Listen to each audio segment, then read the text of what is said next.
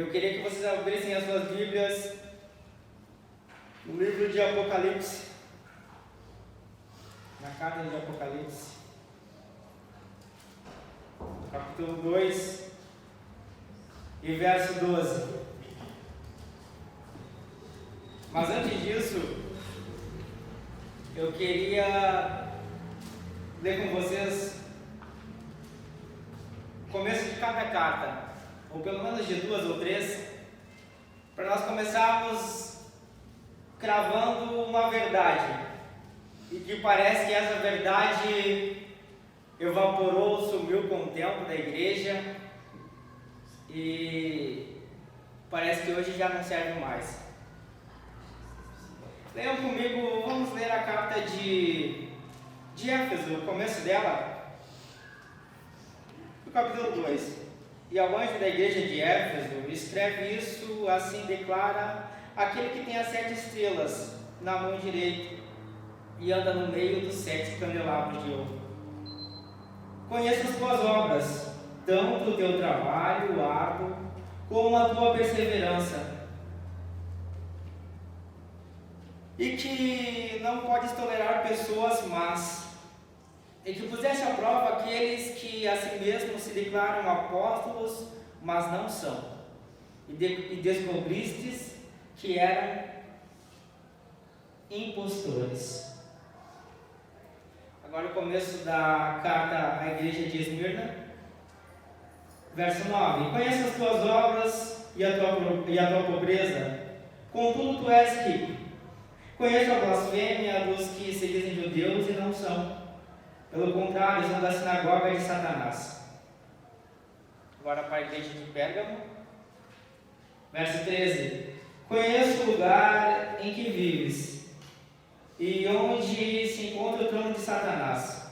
Apesar disso, permaneceste fiel ao meu nome e não renunciaste à tua fé em mim, nem mesmo quando Antipas, minha leal testemunha, foi morto nessa cidade. Pula para capítulo 3 e verso 2, a carta à igreja de Sardes, ou melhor, verso 1. E ao anjo da igreja de Sardes escreve isso, assim declara aquele que tem os 7 Espíritos de Deus e as estrelas.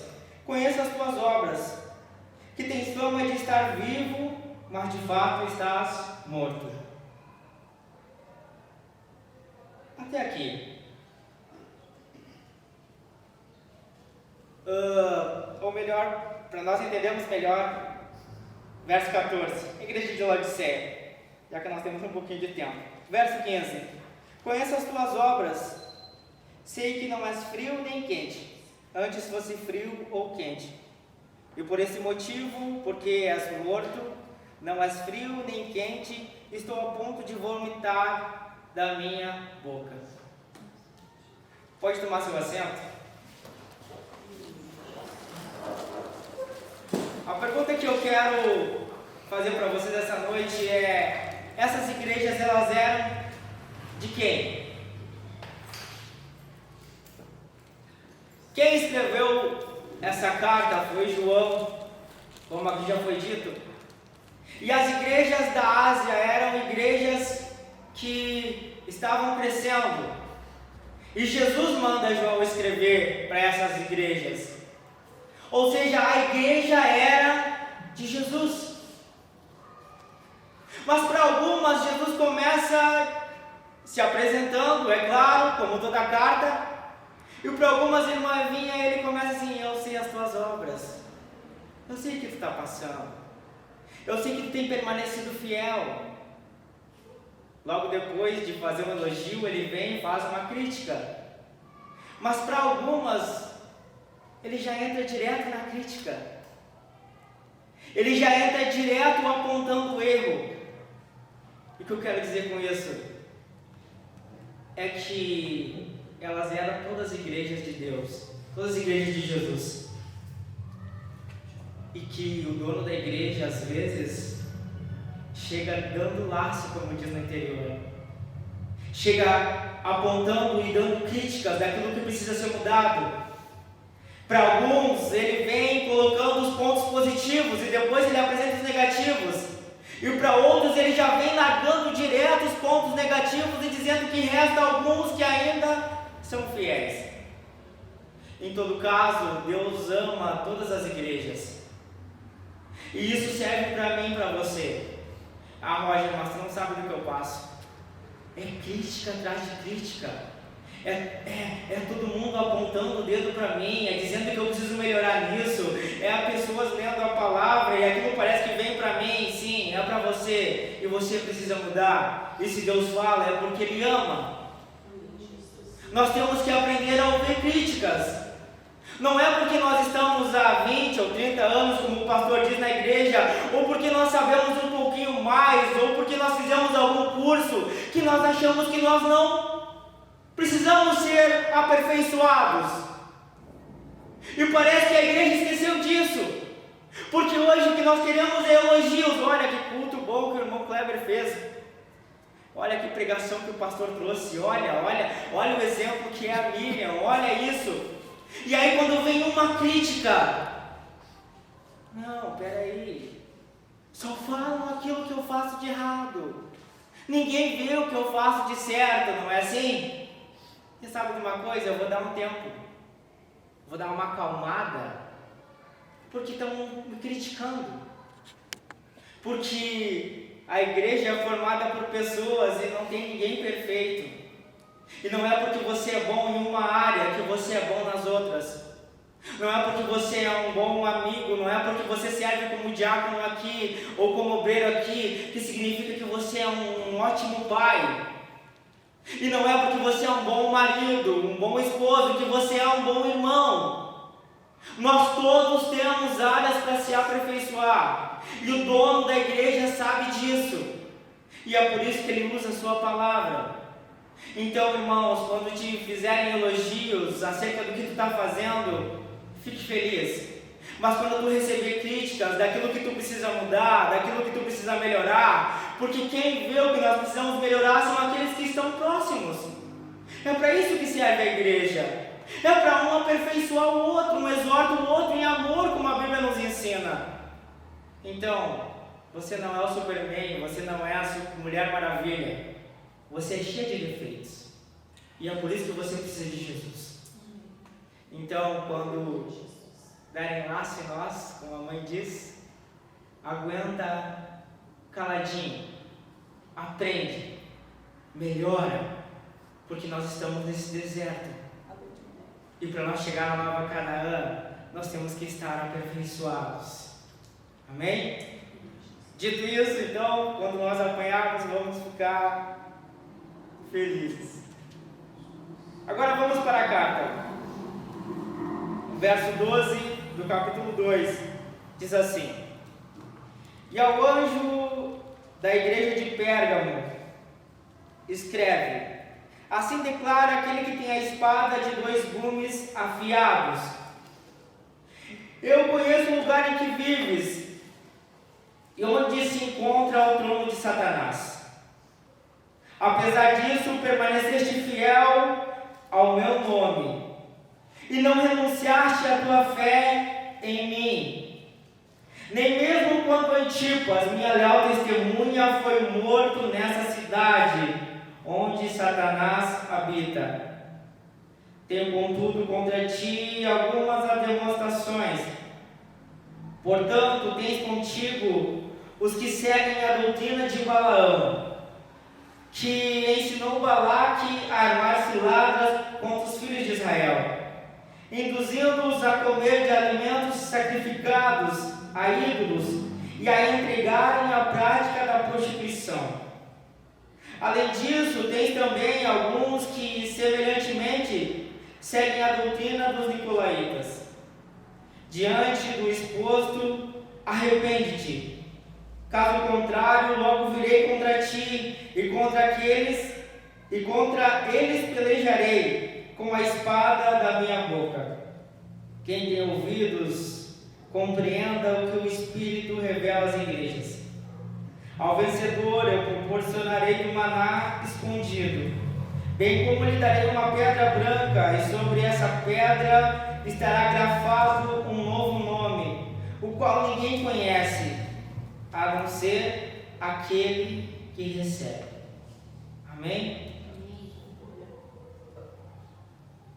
Nós queríamos estar usando o slide para algumas coisas ficarem mais claras quando nós estivermos falando sobre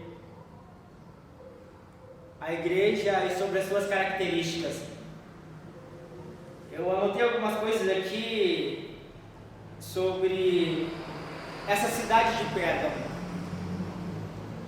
Ela tinha alguns privilégios, tanto políticos quanto geográficos. Ela era uma cidade grande, uma metrópole, e ela tinha algumas características. A sua posição geográfica, ela permitia que eles tivessem um bom domínio sobre a zona rural, porque passava perto do vale do rio Caicó. Então a produção deles rural era uma produção rica.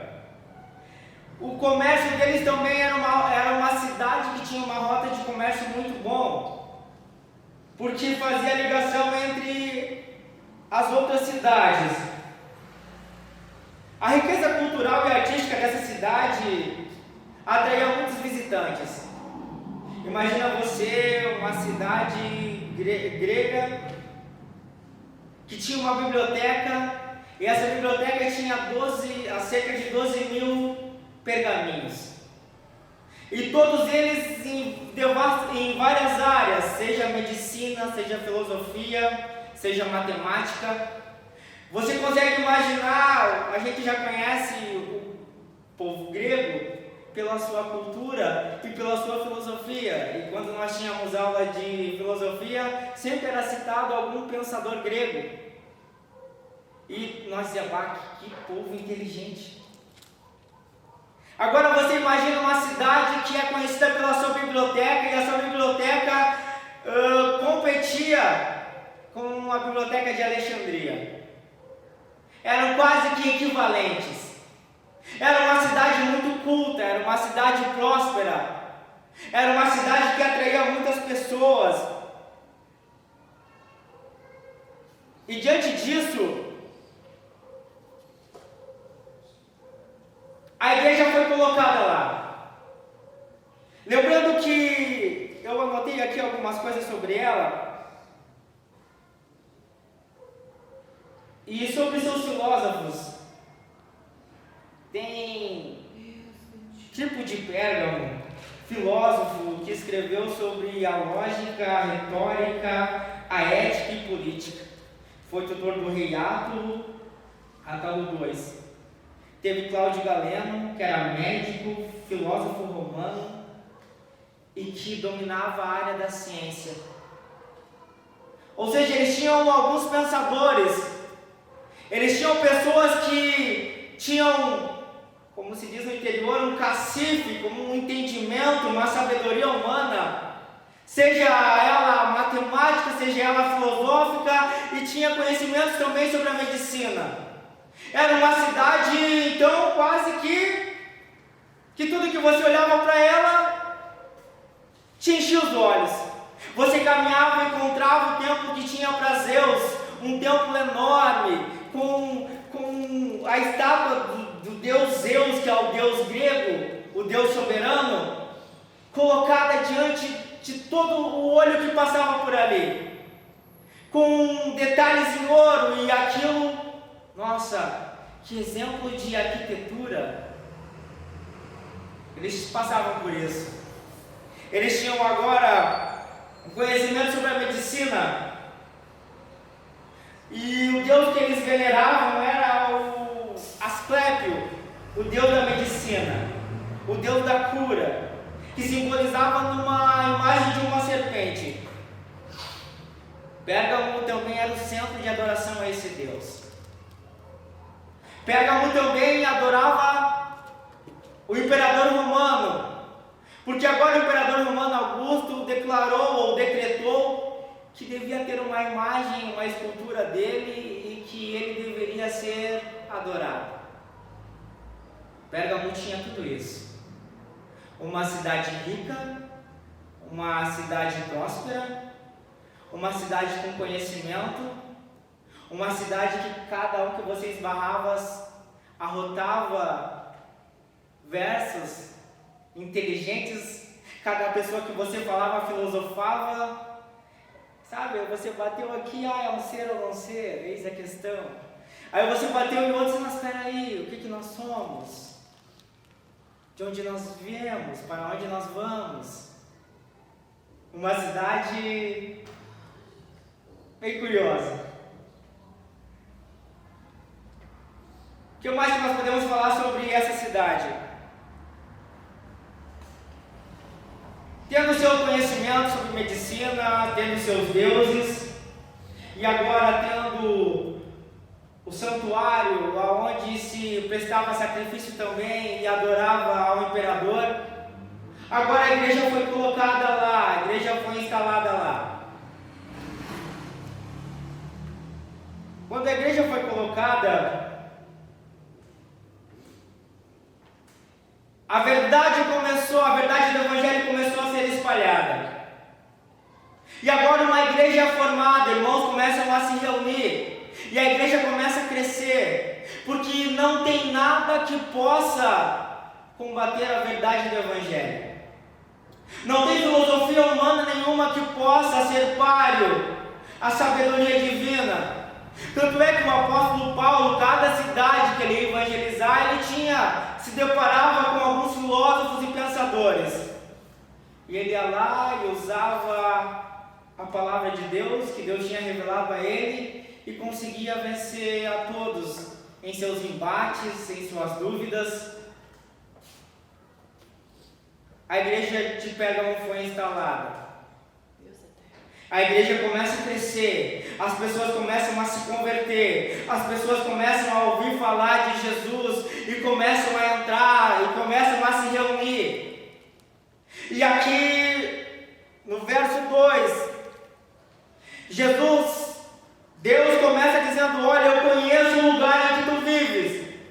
É um lugar onde Satanás foi entronizado, é um lugar onde habita o trono de Satanás.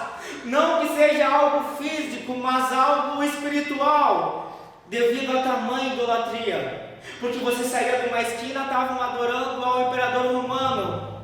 Lembre-se que a igreja de Pérgamo disputou com a igreja de Éfeso, para ver quem é que acabava primeiro o templo que adoraria ao imperador romano. O primeiro homem a ser adorado. E essa igreja ganhou. Ou melhor, essa cidade ganhou. Aí você saía dali e dava na esquina, já tinha um templo de Zeus, o Deus soberano, o Deus que venceu os gigantes, o Deus grego que é sobre tudo e pai de todos os outros deuses. E você, aí você saía dali e já tinha outro templo, ao Deus da medicina, ao Deus que curava. E nenhum era sobre o nosso Deus Jeová, nenhum era sobre Jesus.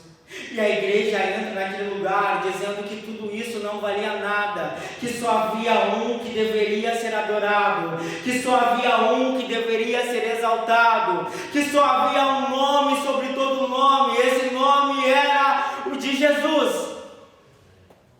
E agora você imagina o conflito que essa igreja tinha ali. E agora eles começam a sair de dentro da igreja e começaram a aprender com Antipas: olha, está errado isso.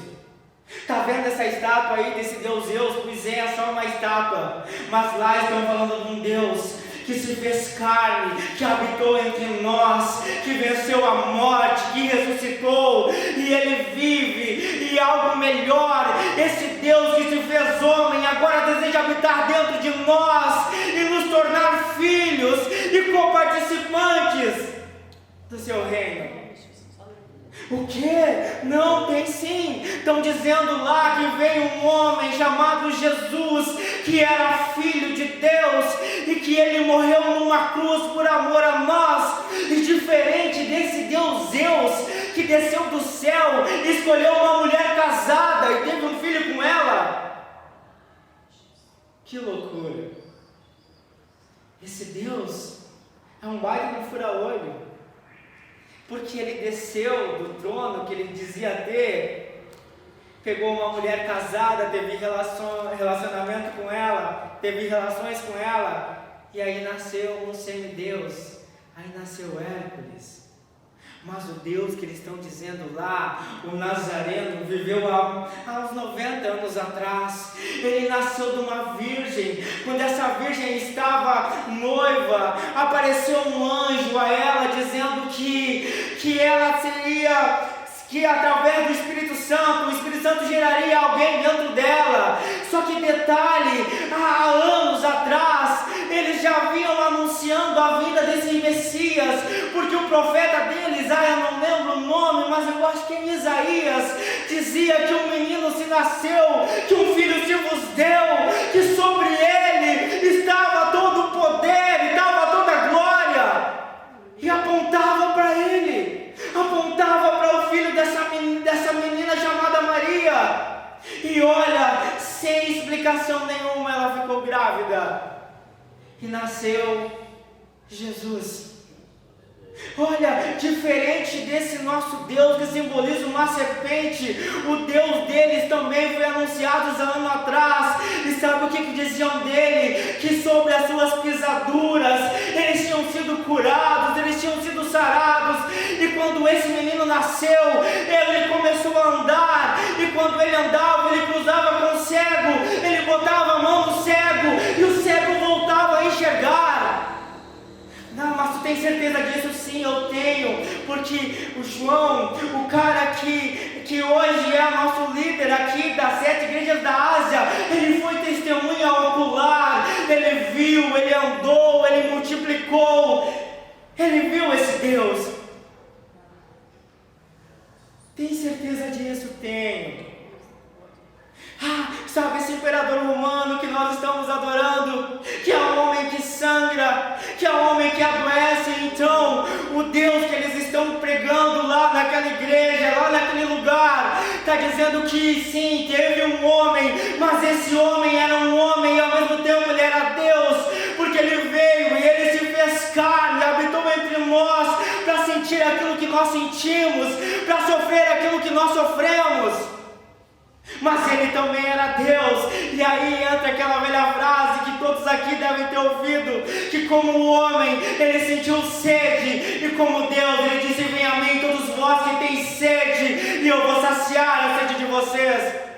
Como homem ele sentiu sede, mas quando ele estava no poço, quando a samaritana negou água para ele, ele disse: olha mulher, se tu soubesse com quem que tu está falando, se tu soubesse com quem que tu fala, tu me pediria água e eu te daria, e tu jamais teria sede. É esse o Deus que estão falando lá naquela igreja. Então quer dizer que tudo isso aqui é balela? Sim, vamos lá, vem comigo. Era mais ou menos quando, eu imagino, quando foi Felipe, foi falar sobre Jesus. Ei, mas pode alguma coisa boa vir de Nazaré? Eu não vou falar nada. Vem e vê. Vem e vê. Pode ter um Deus que cura, diferente desses deuses aí que oferecem uma cura falsa. Vem e vê. Vem e vê o meu Jesus, o Nazareno, que continua sendo o mesmo, que é o mesmo de ontem, é o mesmo hoje e vai continuar a ser eternamente. Vem e vê. Não, mas peraí, ainda na igreja tem cura, ainda na igreja tem dons espirituais. Olha, vem e vê. Olha, esse Deus é bom mesmo, esse Deus cura da depressão, esse Deus pode salvar. Vem e vê, porque Ele pode, Ele permanece sendo o mesmo. Era essa palavra que se espalhava. E agora a igreja está crescendo. E agora eles começam a vir, peraí, tem esse Antipas. E ele está falando sobre esse Deus. E eu preciso conhecer esse Deus. E eles começavam a vir. E quando a igreja ganha espaço, o mundo perde dele. Quando a luz brilha, ou melhor, quando a luz clareia e é acendida, as trevas elas perdem espaço, como aqui foi falado alguns cultos anteriores. Não existe guerra. Não existe guerra entre a luz e as trevas, entre a luz e a escuridão. Não existe a luz empurra para um lado e as trevas empurram para o outro e assim fica uma guerra. Não. Aonde a luz chega, as trevas são dissipadas. Aonde o reino dos céus chega, aquilo que é entronizado cai por terra. É como foi a visão que Daniel teve. Aquela estátua enorme de barro, de bronze, de ferro, de bronze, e simbolizava cada uma os reinos que viriam. E no final, uma grande pedra vem, e quando essa pedra cai, ela torna tudo pó.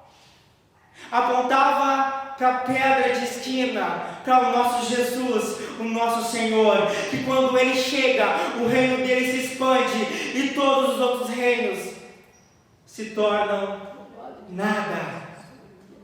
Então não tem guerra. Aonde a igreja ganha espaço, o inferno perde espaço.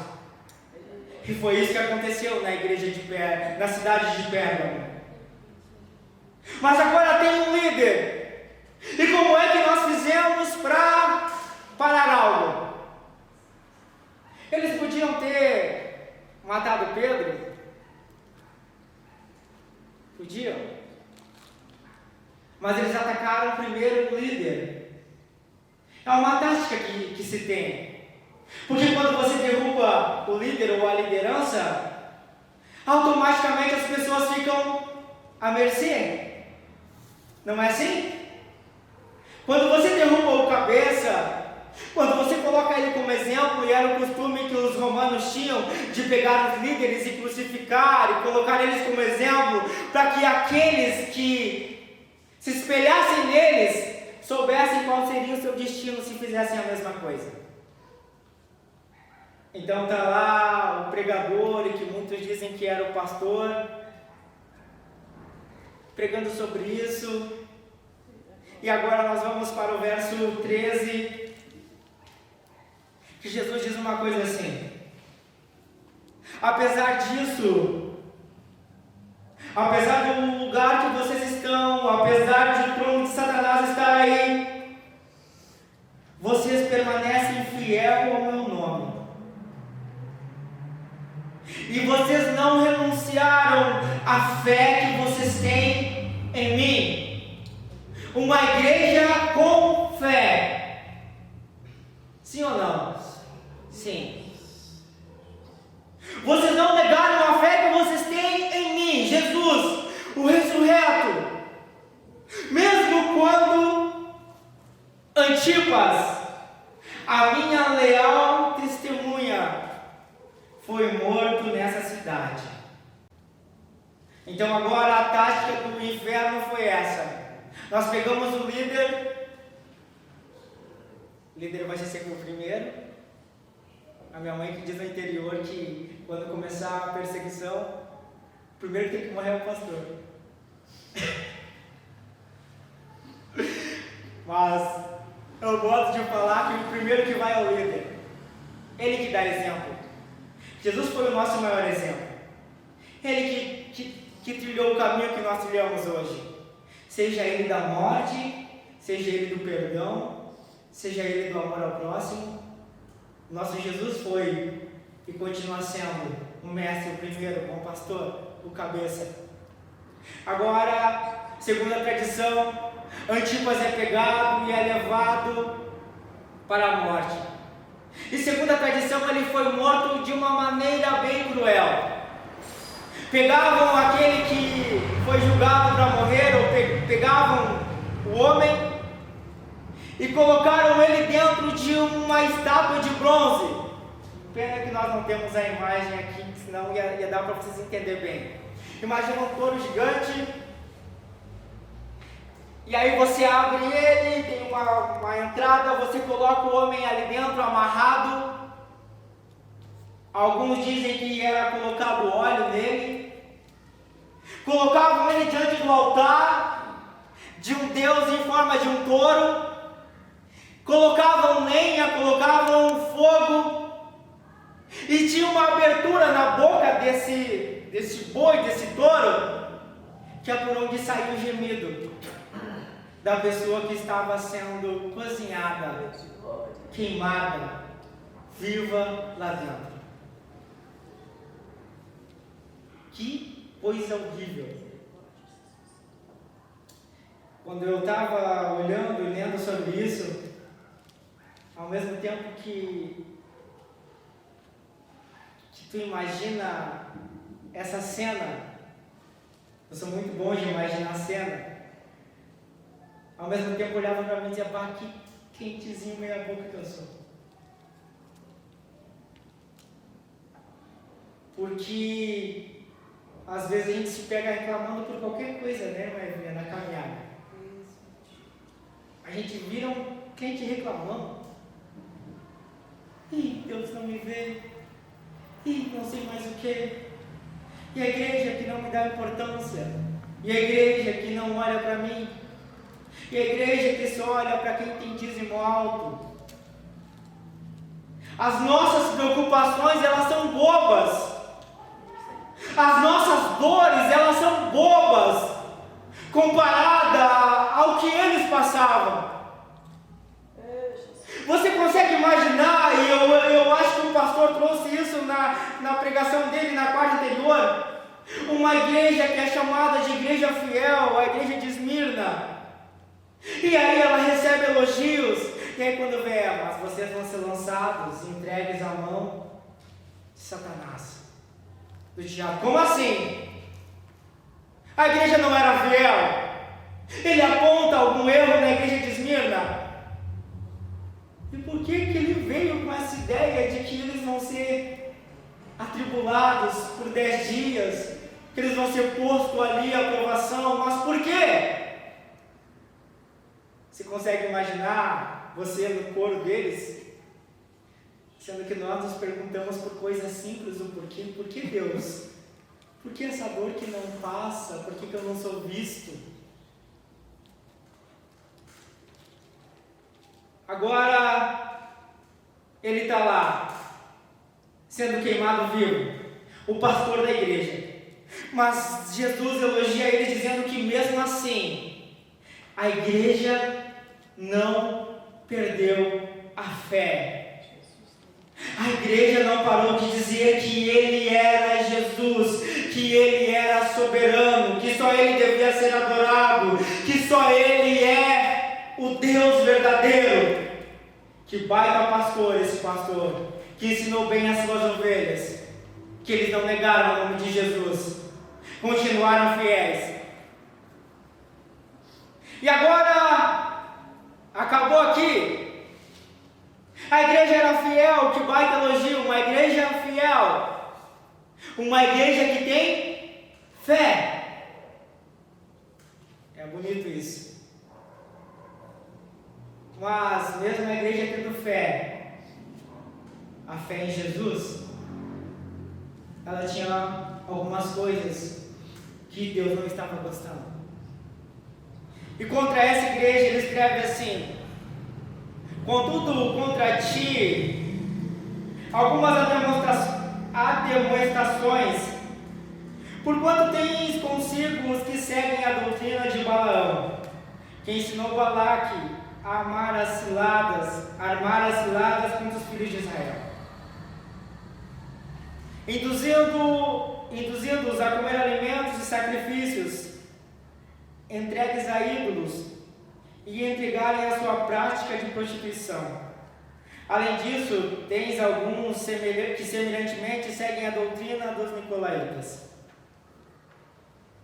Eu queria ler com vocês, ou melhor, em casa vocês leiam, mas só para nós ter alguma noção sobre o que é aqueles que seguiam a doutrina de Balaão.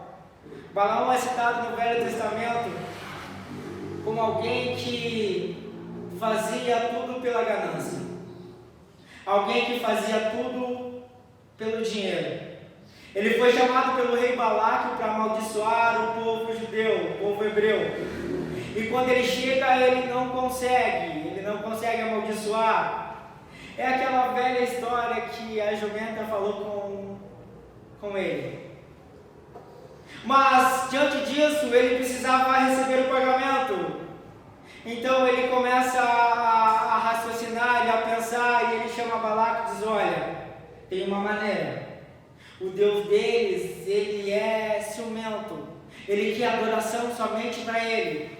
Olha, o Deus deles, ele não permite que nada seja adulterado daquilo que ele disse ou daquilo que ele falou. O Deus deles tem um padrão, e esse padrão eles devem seguir se eles querem ver esse Deus. Mas qual que é o padrão bom? Eles não devem adorar outros deuses. Sim. E qual que é o outro bom? Eles devem se manter puros. Eles não devem se contaminar com aquilo de fora. Pelo contrário, quando vem algo de fora, alguma pessoa de fora, eles devem examinar. E se essa pessoa aceitar, professar a fé deles, então essa pessoa pode ficar no meio deles, pode ficar no arraial deles. Mas caso contrário, se torne inimigo deles. Bom, temos uma ideia então aqui. E a ideia que ele teve foi de pegar jovens bonitas e mandar para o acampamento. E essas jovens bonitas, essas moças, seduziram os homens. E quando os homens foram seduzidos, eles começaram a adorar outros deuses. Mas não foi do dia para a noite. Elas não chegaram lá e assim simplesmente começaram a vamos adorar. Não, elas se infiltraram no meio deles, conquistaram eles. São aquelas ideias e aquelas filosofias bonitas que entram dentro da igreja e a gente começa a aceitar dizendo: olha, que coisa linda isso. E essas teorias bonitas começam a entrar dentro da igreja e vão ganhando espaço. E quando elas ganham espaço, elas vão se tornando fortes e trazendo adeptos para ela. É assim que a igreja seria vencida. O primeiro passo, a primeira investida foi a morte, mas não adiantou nada, porque a igreja permanecia tendo fé em Cristo. E quando você tem fé, ou você morre, ou você nega, e você diz: eu morro, então você morreu e está salvo, é aí. Mas quando é introduzido algo no meio da igreja, e aos poucos ele vai ganhando espaço, você vai perdendo a tua salvação, você vai perdendo as tuas bases, e aí você se torna o mesmo que das pessoas lá fora. É assim que Satanás age. Ele entra, ele divide, ele coloca contendas, ele cria armadilhas, e foi assim que aconteceu, e era essa doutrina que a doutrina de Balaão citada aqui. Só que Balaão era alguém que adorava o dinheiro, que adorava a recompensa, e nós temos que tomar cuidado, porque da mesma maneira que entrou na igreja de Pérgamo, entra na nossa igreja hoje. Quem aqui nunca se viu tentado a fazer uma oferta, o que chamavam antigamente no interior a oferta de sacrifício, que é quando tu dá um valor, sabendo e dizendo: olha, eu tenho fé que esse valor que eu estou dando, ele vai ser multiplicado, ele vai voltar 30, 60, 100 vezes mais. Mas como? Não, olha aí, vou ver aqui, abre a palavra comigo, olha aqui, não está dizendo que a semente que foi semeada, ele vai colher? A gente não sabe de uma coisa que isso é verdade? E a ganância começa a entrar aqui, e a gente começa a levar tudo para o dinheiro, que nem Balaão. E a gente começa a ofertar, a gente começa a fazer propósitos, pensando na multiplicação. E nós esquecemos que Deus não é caixa econômica, que Deus não é banco, que Deus não é alguém que está precisando de como diz ali fora, quando você pede dinheiro emprestado e ele cobra juros. Isso. Deus não é alguém que está pedindo empréstimo para você. Que olha, se você ofertar na minha casa, eu vou pegar esse valor e aí eu vou multiplicar para ti. E essa doutrina vai entrando, e às vezes as pessoas se pegam orando, e isso não acontece aqui. Mas tem muita igreja que se pega orando dizendo: Deus, eu sou fiel, eu dizimo na tua casa.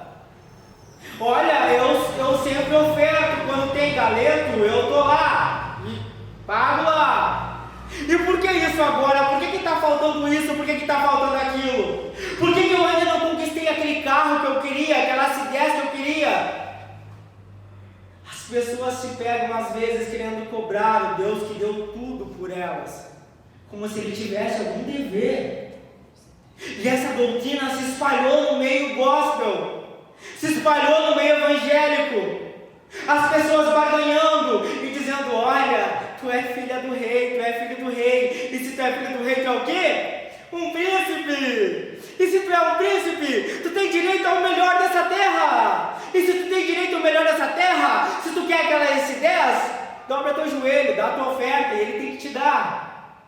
Se tu é filho do rei, se tu é um príncipe, então chega para ele e diz que tu quer a tua casa assim, assim, assado, e ponto final, e ele tem que te dar. Mas aonde é que diz isso? Aonde é que diz isso? E isso se espalhou no nosso meio. Nosso tempo não vai dar, então mas em casa, você lê a carta de 2 Pedro, no capítulo 2, ele fala sobre esses.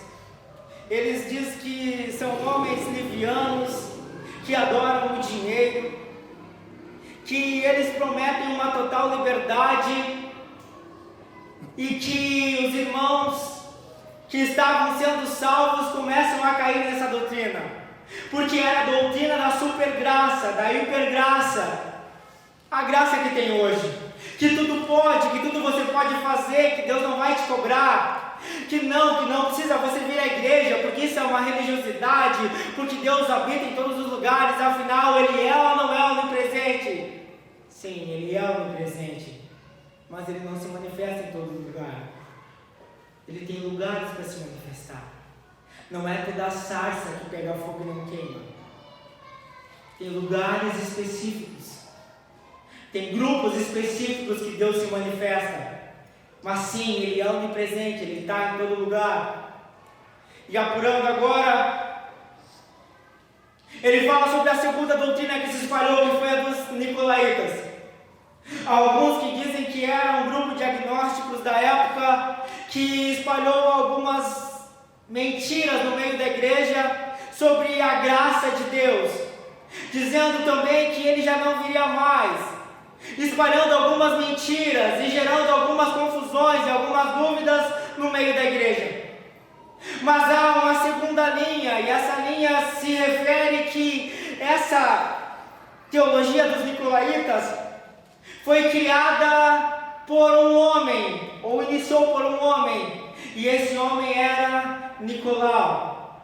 Em Atos, nós não vamos ter tempo para ler, mas em Atos 6, quando é separado os 7 diáconos, entre eles estavam Estevão, o mártir, aquele que morreu, viu Deus no trono e Jesus à sua direita. Mas junto com ele foi escolhido um diácono e seu nome era Nicolau. E essa linha segue dizendo que ele, com o tempo, criou essa doutrina dos nicolaítas. Uma doutrina que permitia a fornicação, uma doutrina que dizia que Deus morreu por amor a você. Se Ele ama tanto você, você pode sim adulterar, você pode sim prostituir, e que esse Deus não vai cobrar de você, porque afinal Ele te ama tanto que Ele morreu por você. E era mais ou menos assim. Então tu vem, tu aceita Ele, e agora Ele vai te justificar, e agora tu não precisa mudar. Agora tu não precisa mudar. Agora tu sabe da verdade dele, então tu pode participar das festas pagãs. Tu pode participar, e para que vocês tenham uma noção, as festas pagãs, comparando com as festas de hoje, é como se nós estivéssemos no meio de um carnaval no Rio de Janeiro de São Paulo. Eu acho que é uma ideia boa para nós nos situarmos. Era essa doutrina que os nicolaítas espalharam. Eu quero que vocês se coloquem de pé.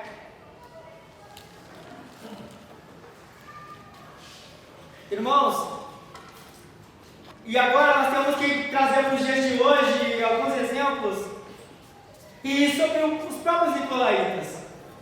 Já temos os exemplos da teologia de Balaão, que visa sempre o lucro, o dinheiro, a barganha, que por dinheiro vale tudo, e é por isso que no nosso meio gospel hoje tem pregadores que para pregar estão cobrando 100 mil, 50 mil, tem cantores que também estão indo no mesmo rumo, tem de 2, tem de 3, tem de 5.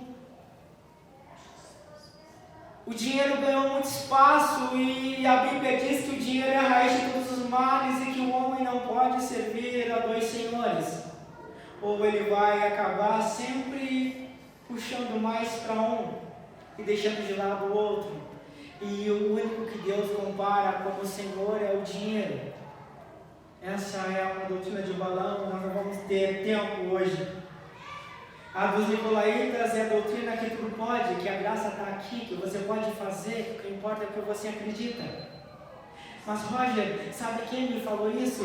Foi, sei lá, Yosef Akiva, talvez alguns conheçam aqui.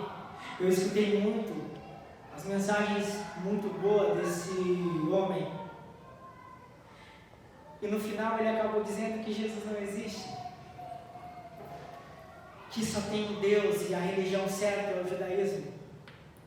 Mas Roger, ele sempre foi assim? Não, ele não foi sempre assim. É o exemplo de Nicolau, se a segunda linha estiver certa. Ele foi escolhido, ele tinha características boas. Ele foi apto a ser escolhido para ser diácono. Era a igreja quem fazia o clero, quem decidia, aqueles que davam um bom exemplo, aqueles que manuseavam bem a palavra, eram eles. E ele estava lá, mas no final, ele acabou criando uma doutrina que não era certa. Roger, eu escutei muito tempo um pregador falando de tal, e ele sempre foi bênção, só que hoje ele está falando algumas coisas que a nossa igreja diz que não é assim. O que eu faço? Examine as escrituras, porque ele pode ter muito bem começado bem, mas o final dele foi um final ruim.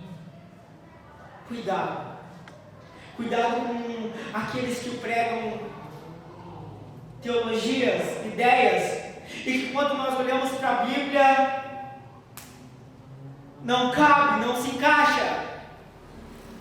Se encaixa alguma coisa, mas outras não. Cuidado, eles podem sim ter começado com um bom testemunho, mas no final, se eles estiverem falando contra a palavra, contra a igreja que foi instituída por Deus, não dê mais ouvidos. Porque Jesus acaba cá dizendo: quem tem ouvidos para ouvir, ouça o que o Espírito diz à igreja. Não é o que o diácono, não é o que o pastor falando de tal, não é o que o bispo falando de tal disse para a igreja. É o que o Espírito diz através da palavra. Então não entre nessa onda de porque ele começou bem, ele estava no nosso meio, mas o final dele são ideias que não batem com a Bíblia. Não entre nessa barca.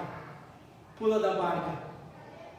Não importa qual é o testemunho que ele teve. Ele foi no inferno, ele teve uma nova vida, ele era ex-viciado, não sei do que. Não importa. Se agora, no momento, ele está pregando algo que não bate com a palavra, deixa de lado. Não escuta. Não dê ouvidos, porque era isso que Deus tinha contra a igreja de Pérgamo. Era uma igreja com fé, mas que dava ouvidos a algumas doutrinas que não era para dar ouvido, que tolerava alguns ensinamentos que não era para tolerar. E eu quero orar com você. Vamos pedir para Deus ajuda, pedir para o Espírito Santo que Ele nos ajude. Mas, irmãos, a responsabilidade não estava mais sobre João. A responsabilidade não estava mais sobre o anjo daquela igreja. Agora a responsabilidade estava sobre a igreja que tinha escutado o que dizia na carta. Coube a igreja. Ela era responsável agora. E só tem uma maneira de nós vencermos as heresias. Só tem uma maneira de nós vencermos as teologias falsas. E E é conhecendo a palavra, é se dedicando na palavra, porque senão nós vamos ser enganados. Vamos orar? Pai, nós oramos agora e nós pedimos, Senhor, a Tua misericórdia. A Tua misericórdia, Pai, porque nós cremos em Ti, nós cremos no Teu nome como a igreja de Pérgamo. Mas nos perdoa, Pai, porque nós temos tolerado algumas teologias em nosso meio. E às vezes nós nos pegamos até pensando que essas teorias e teologias estão certas. E às vezes, Pai, nós nos deixamos nos ludibriar. Então tenha misericórdia da Tua igreja, Pai. Porque Tu nos chama a atenção para que nós não venhamos a dar ouvidos à doutrina dos nicolaítas e nem dos que seguem a doutrina de Balaão. Nós precisamos entender, e nos ajuda o Espírito Santo, que não é dinheiro, que não é recompensa terrena, que o que nos faz estar aqui, que o que nos faz te seguir, não é o que Tu pode nos dar, não é a casa que Tu pode nos dar, não é o carro que Tu pode nos dar, não é o ouro que nós podemos usar, que nós te servimos, porque Tu nos amou primeiro, e porque Tu nos deu a chance de nos tornarmos filhos, e nos prometeu a vida eterna. Ajude a Tua igreja a entender que nós te servimos, não é porque nós esperamos apenas para essa vida, porque senão nós seríamos os mais miseráveis de todos, mas é porque nós esperamos a vida eterna. Nos ajuda a combater as doutrinas que batem a porta do nosso coração, que bombardeiam a nossa mente através da internet, através de pregações, através de sermões bem elaborados, mas que na verdade por detrás de tudo isso é a serpente que está falando conosco. Nos ajuda, Espírito Santo, e nós tomamos o propósito de nos dedicar à Tua palavra, de nos dedicar à Tua leitura, de aprender de Ti, para que nós não venhamos a nos tornar presas fáceis para esses falsos mestres. Nos ajuda, Espírito Santo, ajuda a Tua igreja a despertar, a acordar, a entender que isso precisa ser combatido e que não deve ganhar espaço em nosso meio. Nos dê entendimento, nos dê sabedoria para combater essas heresias. Pai, nós cremos que a pedra será dada a nós, porque nós vamos perseverar até o fim. A pedra branca que Tu prometeu, Senhor, que simboliza um novo nome, que simboliza a redenção, que era usada, Pai, para quando alguém era inocentado, nós vamos receber essa pedra com um novo nome. E, Pai, é a nossa pedra que vai ter o nosso nome, dizendo que Tu nos aceitou como filho, que nós fomos aprovados em meio às tentações, porque nós somos fiéis, e nós vamos receber, Senhor, do Teu maná. Nós vamos receber, Senhor, do Teu pão. Nós vamos receber, Senhor, e nós cremos, esperamos pelas bodas do Cordeiro, a qual nós, a noiva, estaremos comendo contigo, mas é só para aqueles que vencerem. Então, Senhor, aquece a nossa fé. Espírito Santo, nos ajuda, não permita que as aves de rapina venham roubar aquilo que nós temos aprendido da palavra, mas que aquilo que nós temos aprendendo venha cair numa terra fértil, venha frutificar, venha ter base, para que nós não venhamos a ser presas, Senhor, dessas falsas doutrinas, dessas falsas heresias, e que nem tão pouco, Senhor, nós venhamos criar doutrinas para nós.